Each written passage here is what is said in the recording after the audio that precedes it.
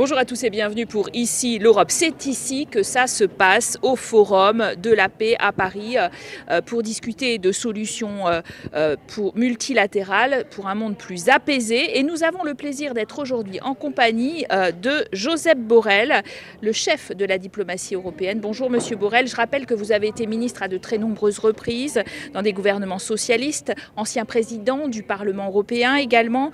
Vous êtes depuis 2019 le haut représentant de l'Union pour les affaires étrangères, une union qui fait face à une crise migratoire organisée littéralement par la Biélorussie et son autocrate Alexandre Loukachenko qui encourage l'entrée illégale de migrants dans les pays qui le bordent, la Pologne, les pays baltes. C'est une nouvelle arme auquel on ne s'attendait pas, les migrants. On en fait des armes, oui, on les pousse, on va les chercher. Ça a commencé au mois d'août en Irak. Là, on a réussi à arrêter les vols. Moi-même, je suis allé en Irak pour demander aux Irakiens de ne pas envoyer, ne pas laisser partir ces gens, parce que ça allait nulle part. Mais maintenant, ce n'est pas seulement l'Irak, il y a au moins 12 pays avec des avions qui partent en trompant les gens, leur disant « on va vous amener en Europe ». Et une fois qu'ils sont en Biélorussie, on les amène à la frontière, on les pousse contre la frontière et on ne les laisse pas revenir. Et on est en hiver et ça peut être une drame humanitaire. Oui, c'est un attentat contre la dignité des gens, on les trompe et on les amène dans un cul-de-sac. Alors les 27, ils se préparent à un 5e round de sanctions contre Loukachenko, accusé d'avoir d'abord truqué les précédentes élections, réprimer toute contestation de façon sanglante. Est-ce que c'est indispensable ces sanctions? Est-ce que ça marche même?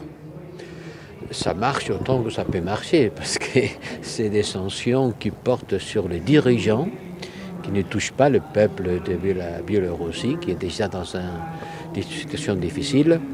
Oui, il va y avoir un 5e round de sanctions lundi, et plus encore, on va élargir le cadre légal pour pouvoir sanctionner des gens, des compagnies, d'entités qui participent dans ce trafic d'êtres humains, dans cette poussée migratoire artificielle, comme vous avez dit, créée à des fins politiques. Mais en même temps, on sait bien que M. Loukachenko, il est soutenu par la Russie. Il menace d'ailleurs de couper le gaz russe qui transite par son territoire. L'Europe dépend pour 35% de ce gazoduc. C'est là encore dramatique pour une partie de l'Europe pendant l'hiver. Est-ce que notre dépendance à l'énergie importée de Russie, de la Russie de Vladimir Poutine, est beaucoup trop criante aujourd'hui et empêche d'ailleurs toute diplomatie autonome, j'ai envie de dire. Il n'y a rien de nouveau. On est dépendant du gaz russe depuis très longtemps. Et il y a eu des moments où cette dépendance nous a posé des problèmes graves. Je pense que les satrapes, Loukachenko, ce dictateur qui a mis en prison 35 000 personnes depuis le mois d'août dernier, 35 000 personnes, et qui a dissous plus de 200 organisations de la société civile, s'il le pouvait, il le ferait. Mais je pense que les Russes ne vont pas se laisser faire, parce que finalement, les gaz, c'est eux qui les vendent.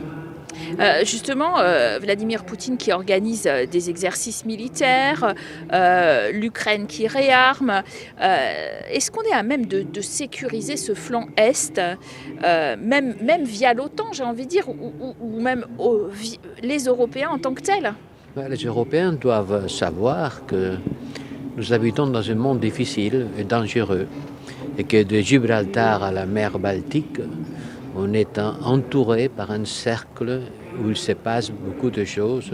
Et ces choses sont dangereuses. La frontière est de l'Europe, c'est une frontière instable. En Ukraine, la guerre continue. C'est une guerre de basse intensité, mais elle est toujours là.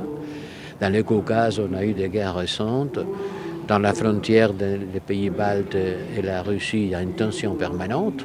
Et puis, il y a toutes les choses qui se passent en Biélorussie. Oui, on est dans un environnement difficile. Les Européens, il faut qu'ils le sachent. Et il faut que l'Europe soit quelque chose qui aide à la sécurité des Européens. Alors la Pologne a validé son projet par son Parlement de construire un mur à la frontière avec la Biélorussie pour empêcher les migrants et les réfugiés de passer. 353 millions d'euros sur 1000 kilomètres, il faut la sécuriser. Elle demande à l'Union européenne de financer ce mur alors même que l'Union européenne est en train de dire que les fonds versés à la Pologne vont être bloqués puis pour non-respect par la Pologne de l'état de droit. Qu'est-ce que vous pensez de cette affaire du mur? Malheureusement, le mur, il y a plus de murs en Europe aujourd'hui que quand le mur de Berlin a tombé. On s'est dit le mur il a tombé, mais malheureusement depuis on en a fait d'autres. Ce n'est pas seulement la Pologne, d'autres pays européens, l'Hongrie qui a fait aussi des murs. Je ne sais pas qu'est-ce qu'il va se passer avec le financement de ce mur, les ministres vont en discuter, mais ce n'est pas avec du mur qu'on va arrêter les problèmes migratoires qui sont très grands, qui nous entourent pas seulement de l'Est, mais aussi du Sud. Les problèmes migratoires, il faut les voir pas seulement du point de vue de la sécurité, il faut les voir du point de vue de la stabilité et des rapports de coopération avec les pays d'origine et de transit de la migration.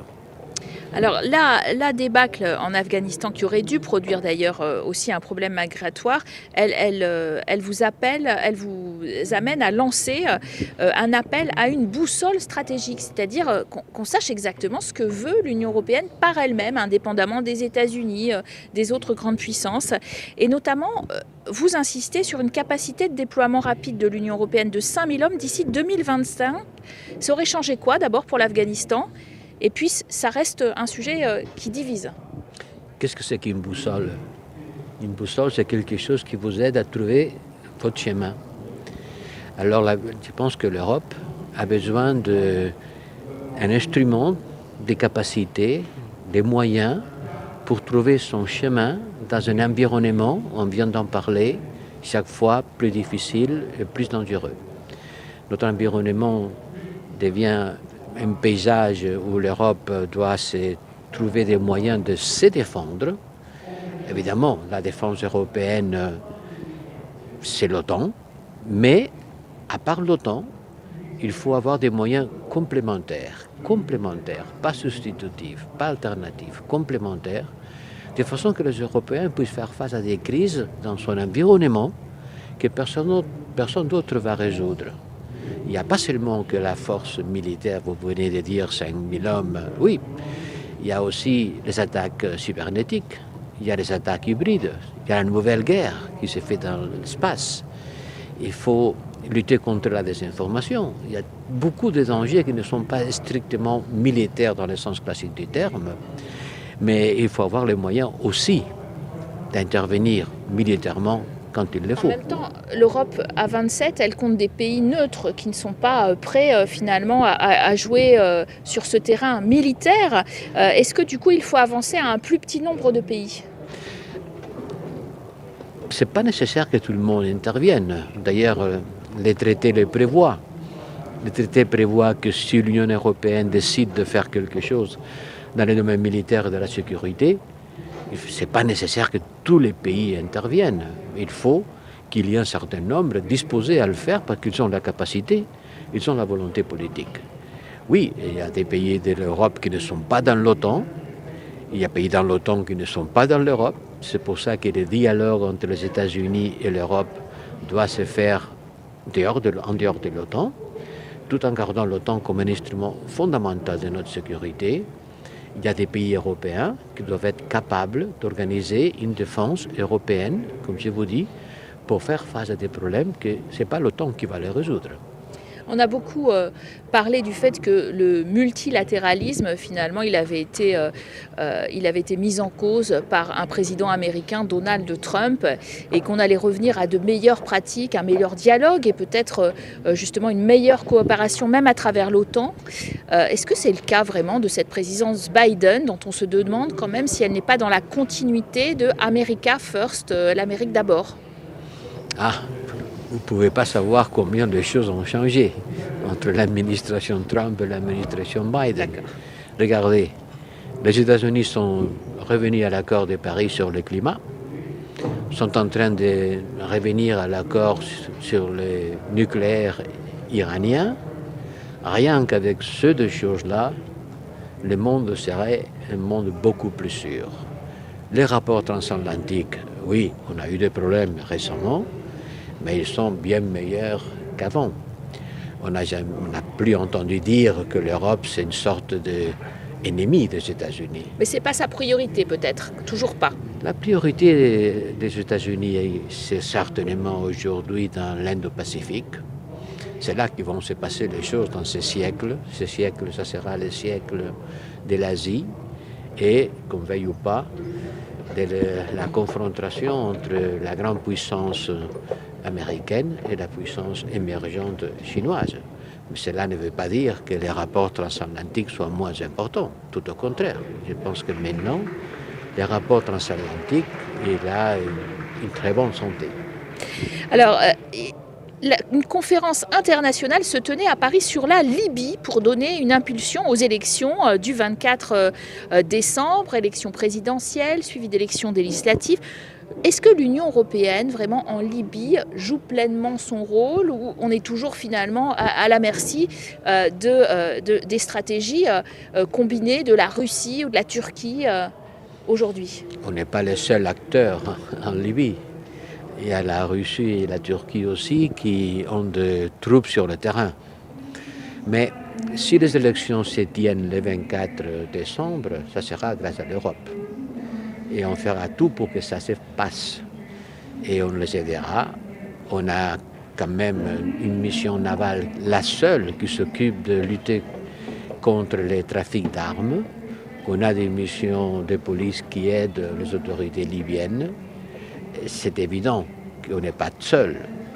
Mais cette conférence à Paris, qui a été coprésidée par l'Allemagne, l'Italie et la France, a la nouveauté que ce n'est pas une conférence sur la Libye, mais une conférence avec la Libye. Parce que la Libye était là en coprésidant cette conférence. Et cette initiative-là, cette initiative européenne, montre notre engagement. Il n'y a pas de solution libyenne sans l'Europe. Mais il faut quelqu'un de plus, parce que la première chose à faire, ça serait que les troupes étrangères, russes et turques, quittent le pays. Alors vous êtes ici à Paris. Paris a une grosse crise diplomatique avec l'Algérie. L'Espagne, c'était avec le Maroc. Il y a beaucoup d'inquiétudes sur la Tunisie.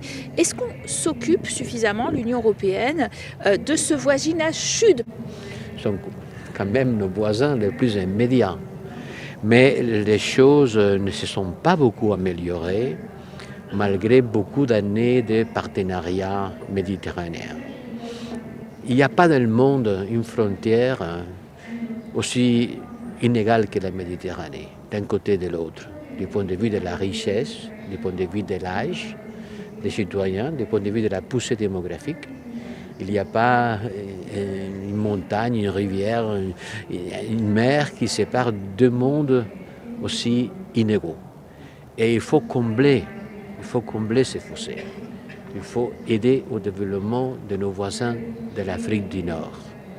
Il faut les aider à surmonter ces différences, à s'intégrer plus. Ce sont des économies qui ne sont pas intégrées. La frontière entre le Maroc et l'Algérie reste fermée. Donc, dans quelques jours, à la fin du mois de novembre, on aura à Barcelone une nouvelle conférence sur la Méditerranée. Les deux rivages vont s'asseoir ensemble une fois de plus. Et vraiment, l'Europe, il faut qu'elle s'engage plus dans la Méditerranée. Alors, on a cru comprendre qu'il y avait eu un Brexit et que le Royaume-Uni était devenu un pays tiers dont vous alliez peut-être vous occuper. Et en vérité, on a l'impression que ce Brexit n'a jamais lieu. C'est bis repetita, on est en train de le renégocier sans cesse. Le Brexit, c'est l'histoire de jamais en finir. Hein. On croyait qu'on l'avait fini. Mais la mise en œuvre des accords se relève difficile. C'était pas facile. Hein. Il fallait bien imaginer que des accords aussi alambiqués, aussi difficiles. Vous savez comment sont les accords. Parfois, chacun croit qu'on dit ce qu'il voulait qu'on dise. C'était évident que ça serait difficile. Moi, je ne m'attendais pas qu'il serait aussi difficile. Mais nous, de notre côté, du côté européen, on a la meilleure volonté pour renégocier de façon à éviter une rupture qui serait endommageable pour tous. 2021, Forum de la paix, est-ce que vous diriez, Josep Borrell, en quelques mots, que le multilatéralisme, il est en train de progresser? Ce que j'appellerais les polylatéralismes, pas les multi, tous à la fois, mais les poly, plusieurs à la fois, dans des ensembles régionaux. Le pacte nucléaire avec l'Iran, si on les réveille, si on les refait revivre, ça sera du polylatéralisme. L'accord sur les impôts aux grandes entreprises multinationales qu'on vient d'avoir. 15%, effectivement. Mieux que rien. Voilà. C'est aussi du polylatéralisme. L'accord pour éviter que le méthane contribue au chauffement de l'atmosphère. Pas tout le monde, mais beaucoup. Assez, un nombre important, relevant des pays qui se sont mis d'accord sur un sujet concret dans une partie du monde concrète. Ça, c'est aussi des avancées importantes. De l'autre côté, il y a, comme vous dites, les nationalismes extrêmes, le populisme, les régimes autocratiques, autoritaires, qui malheureusement ne perdent pas sa force. Merci, monsieur le haut représentant, d'avoir été notre invité aujourd'hui. Vous restez bien sûr sur nos antennes pour plus d'informations internationales.